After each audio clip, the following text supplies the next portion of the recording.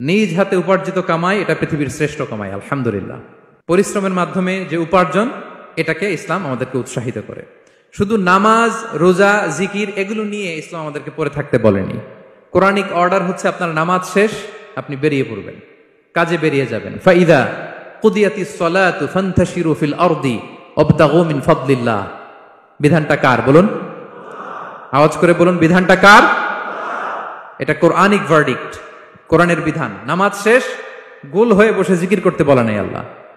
আল্লাহ বলেছে ফান্তাশিরু ফিল আরদ ওয়াবতাগু মিন ফাদলিল্লাহ, জমিনে ছড়িয়ে পড়ো, আল্লাহ রিজিক তালাশ করো। নামাজ শেষ বেরিয়ে যাবেন, কৃষক চলে যাবে মাঠে, শ্রমজীবী চলে যাবে ফ্যাক্টরিতে, শিক্ষকরা চলে যাবে তাদের শিক্ষা প্রতিষ্ঠানে, কর্পোরেট ওয়ার্ল্ডের লোকেরা চলে যাবে তাদের প্রতিষ্ঠানে। ডেভেলপমেন্ট করতে হবে, সিভিলাইজেশন করতে হবে। নামাজের পরে গোল হয়ে বসে থাকা চলবে